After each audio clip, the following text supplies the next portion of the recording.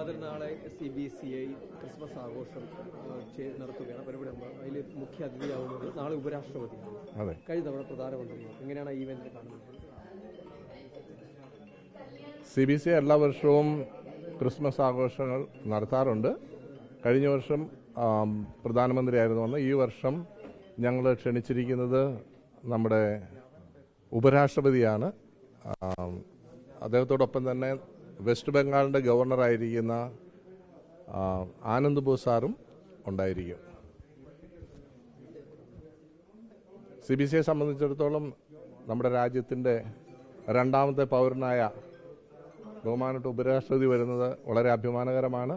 ഞങ്ങളത് വളരെ സന്തോഷത്തോടെ കാണുന്നു.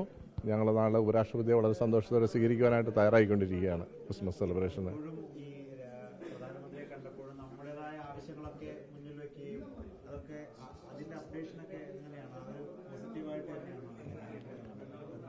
നമ്മൾ ഗവൺമെൻറ്റുമായിട്ട് നടക്കുന്ന കാര്യങ്ങളൊക്കെ പോസിറ്റീവായിട്ടാണ് നടക്കുന്നത്.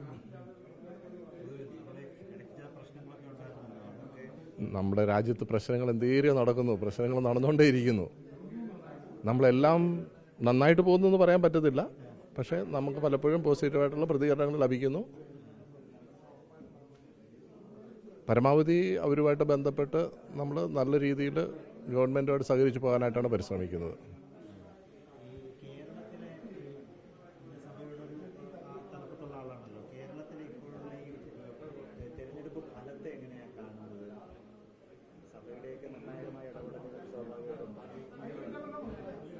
രാഷ്ട്രീയം എന്ന് പറയുന്നതും വോട്ട് ചെയ്യുന്നതെന്ന് പറയുന്നതും അത് ഓരോ പൗരനിൽ അധിഷ്ഠിതമല്ലേ.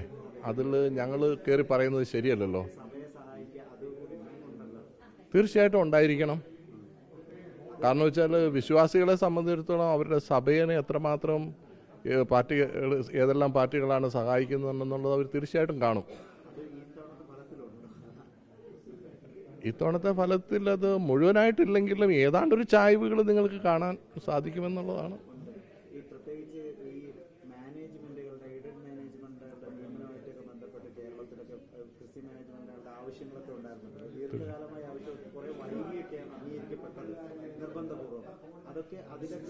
പലപ്പോഴും മാനേജ്മെന്റുകൾക്കും സഭകൾക്കൊക്കെ അതൃപ്തി ഉണ്ടായിരുന്നു. ചിലർ മാത്രം വിധി സമ്പാദിച്ചെടുത്തു. അങ്ങനെയൊക്കെ അറിയുന്ന കാര്യമാണല്ലോ.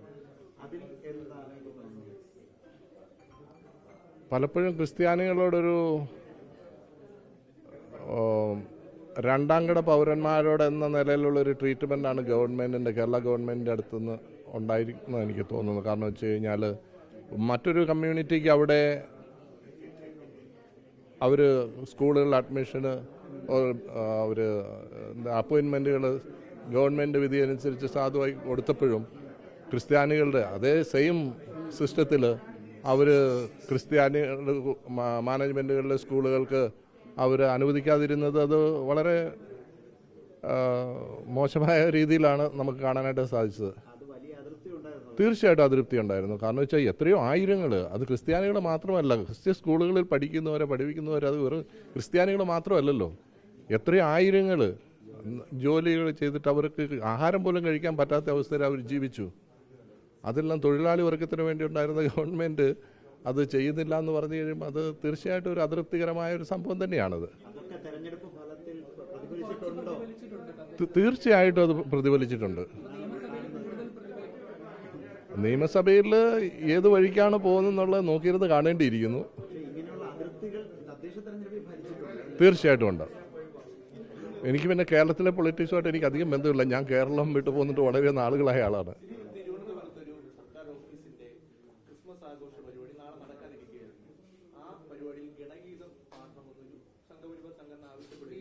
പിന്നീട് വലിയ പ്രതിഷേധം ഉണ്ടാവുകയും ക്രിസ്മസ് ആഘോഷം തന്നെ വേണ്ടെന്ന് വെക്കുകയും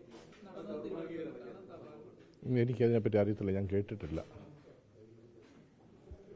അങ്ങനെ സംഭവിച്ചിട്ടുണ്ടെങ്കിൽ അത് ദൗർഭാഗ്യകരമാണ്.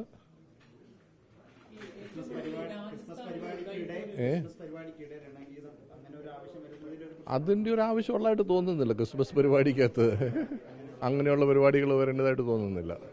പക്ഷെ എനിക്ക് സംഭവത്തെ പറ്റി അറിഞ്ഞുകൂടാ.